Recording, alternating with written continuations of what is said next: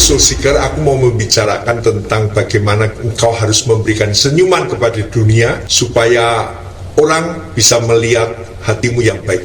Tersenyum itu tidak berat, hanya tersenyum itu tidak berat. Start smiling so people could see your good heart. Amen. Ada sebuah cerita dari Dr.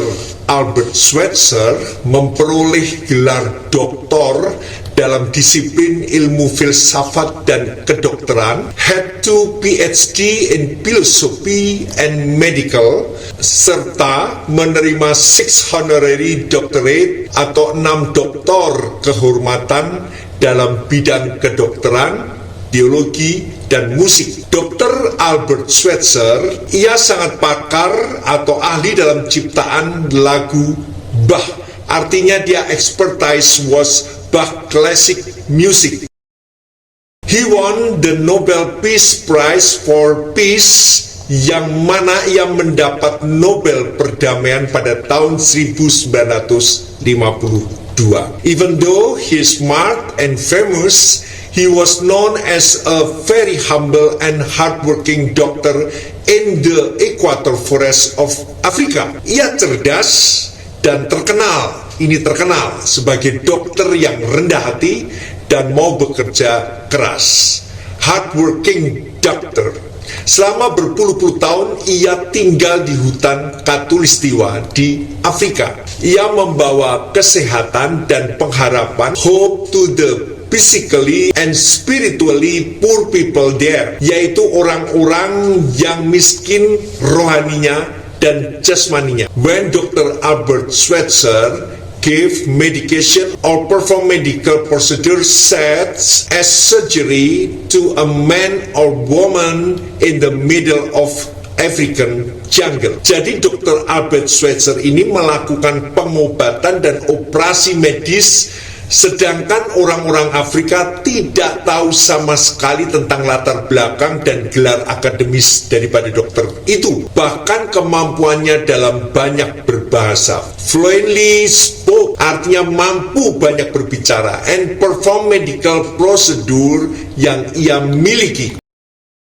Orang Afrika hanya tahu ia dokter yang ramah dan lembut, boleh saja dikatakan sebagai dokter yang humble and polite doctor, karena ia menilai semua orang dan bangsa serta suku adalah tetap sama di hadapan Tuhan.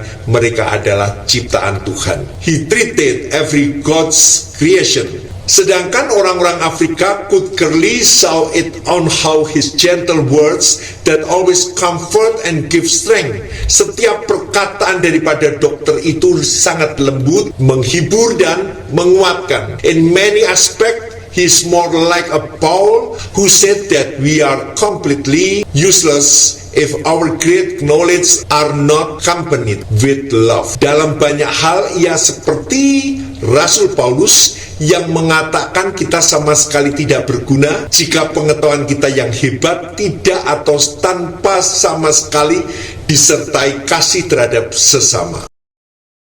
Whoever thinks he knows something really doesn't know as he ought to know. Jika ada seseorang menyangka bahwa ia mempunyai sesuatu pengetahuan, gelar yang berderet, bahkan penghargaan dunia, tetapi ia belum juga mencapai pengetahuan yang sebenarnya sebagaimana ia harus mencapainya. Artinya, ia harus dapat mengamalkan pengetahuan, kepandaiannya, keterkenalannya, kefamousannya dengan perbuatan terhadap sesamanya dengan kasih. Orang akan menghargai kepandaianmu karena melihat hatimu yang baik. 1 Korintus 8 ayat 1.